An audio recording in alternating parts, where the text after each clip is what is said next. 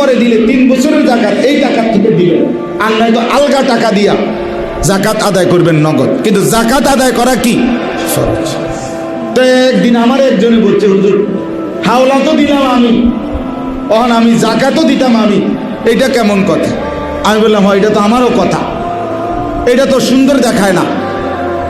আপনি হাওলা তো দিলেন, আপনি আবার আপনিই জাকাত দিবেন, তো কাজে আপনি একটা না করেন, জাকাত যেহেতু আপনি দিতে চাচ্ছেন না, তাইলে আপনি লোকটাকে বলেন, ভাই আপনার কাছে যে আমি 1 লাখ টাকা পাইতাম, টাকাটা মাফ করে দিলাম, তাইলে তো আর জাকাত আসবে না।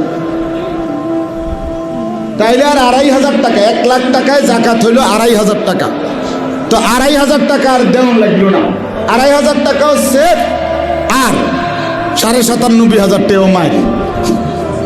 সুন্দর হলো না? চাই আপনি হেডে করেন চাই, তখন তো আপনি বলবেন না এত বেকুব, বুঝছেন না? আমরা নোয়াখালী পড়তাম, তো নোয়াখালীতে মানুষের রসিকতা করে বলতো সুপারি, নোয়াখালীতে তো সুপারি বেশি, তো বাজারের দিন যে সুপারি বেছে 4টা করে খালি গুনে না, তো এই 4টা করে মানে বেচলে হেবড়ার বস্তার মধ্যে, ব্যাগের মধ্যে 4টা গুনে গুনে, তো দুষ্টমি করে ওখানে শুনতাম সবসময় বলতো যে 2-3 বার 4 বার 3টা করেও দিয়ে দিছে আলী। হ্যাঁ কি ও ভাই 3টা দিতেন? ও ভাই ভাই খেয়াল ছিল না আসলে, বেখেয়ালে। কয়তো তো বেখেয়ালে তো একবারও 5টা দিবেন না, এত বেখেয়াল না, পাগল হয়েছি যে এত পাগল না, 3টা দিয়ে 4টা বুঝি, কিন্তু 5টা দিয়ে কি বুঝি না, না এত বেকুব। তাইলে বিষয়টা হইল, আমি আপনাদের কাছে গুরুত্ব দিলাম, আপনারা আপনাদের পুরুষ, নারী, স্বামী, স্ত্রী, ছেলেরা, উপার্জনের ছেলেরা, এদের প্রত্যেকের, ছেলের বউ, এদের প্রত্যেকের সাথে কথা বলে নিবেন, মশওয়ারা করে, তাদের সম্পত্তির আইডিয়া করে, হিসাব নিয়ে, এরপরে প্রয়োজনে আবারও একজন আলেমে দ্বীন থেকে জিজ্ঞেস করে নিবেন। তাহলে যতজনের উপরে কোরবানি ওয়াজিব, ততজন কোরবানি করবেন। কোরবানির প্রাণীটা, যেই প্রাণীটা আল্লাহর জন্য কোরবানি করে, জবাই করে, আল্লাহ তাআলা সরাসরি বলছেন, এই আয়াত 2টার তর্জমা বলেই আমি শেষ করছি। আল্লাহ তাআলা বলেন, ওয়াল বুদনা জাআলনাহা লাকুম মিন শাআইরিল্লাহ। সুবহানাল্লাহ।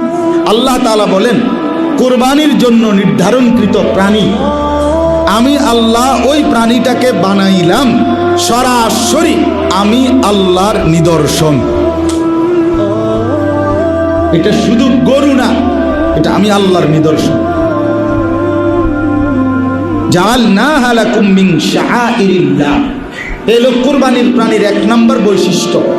আল্লাহ বলেন এটা আমার নিদর্শন, এটা আমার। বান্দা যখন সিদ্ধান্ত নিছে আমি কুরবানি করব, এই গরু, এই ছাগল, এই বকরি, এই ভেড়া, দুম্বা, আল্লাহ বলেন এটা শুধু তখন আর গরু, ছাগল, ভেড়া, বকরি নয়, বরং এটা আমার। শাআইরিল্লাহ, আল্লাহর নিদর্শন। বাইতুল্লাহ, আল্লাহর নিদর্শন। কোরআনুল কারীম, আল্লাহর নিদর্শন। রাসূলুল্লাহ সাল্লাল্লাহু আলাইহি ওয়াসাল্লাম, আল্লাহর নিদর্শন। আহলুল্লাহ, দিনদার, মুত্তাকি, আল্লাহর নিদর্শন। এবং অসংখ্য ইসলামের নিদর্শন আছে।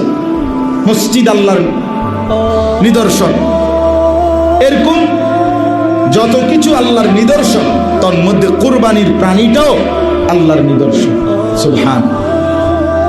2 নম্বর, আল্লাহ তাআলা আমাদেরকে সান্ত্বনা দিচ্ছে।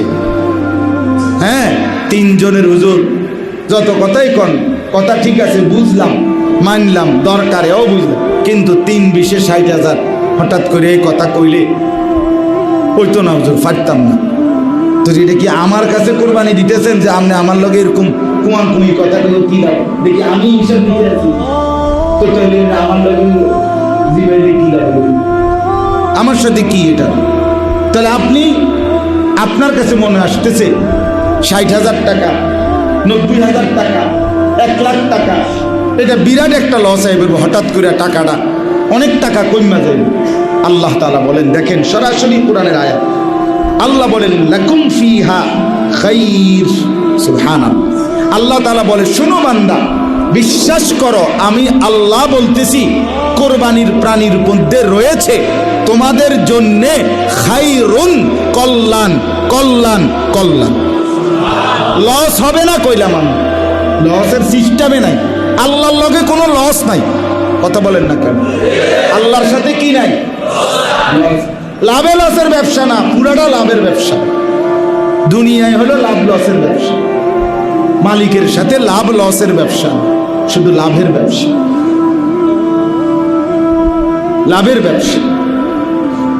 এই জন্য হাদিসের মধ্যে আছে, মা আমআরা হাজ্জুন কাত্তু। নবী সাল্লাল্লাহু আলাইহি ওয়াসাল্লাম স্পষ্ট বলছেন, কিয়ামত পর্যন্ত কোন হাজি আল্লাহর ঘরে হজ করে, আল্লাহর ঘর জিয়ারত করে, রাসূলুল্লাহ সাল্লাল্লাহু আলাইহি সাল্লাম বলছেন, কখনোই, কাত্তু মানে কখনোই, কখনোই সে গরিব হবে না, ফকির হবে না। এই জন্য ব্যবসায় মাইর খায়, মাইয়া বিয়া দিয়া মাইর খায়, ফোলা বিদেশ পাঠাইয়া মাইর খায়, আল্লাহর ঘর জিয়ারত করে মাইর খায়, হতেই পারে না। হাজিকে আল্লাহ ফকির বানায়। হজ করে, হজের জন্য যেই 10 লাখ টাকা, 8 লাখ টাকা, 5 লাখ টাকা খরচ করছে, এই কারণে আল্লাহ তাআলা তাকে অভাবী বানায় দিবে, হবে না।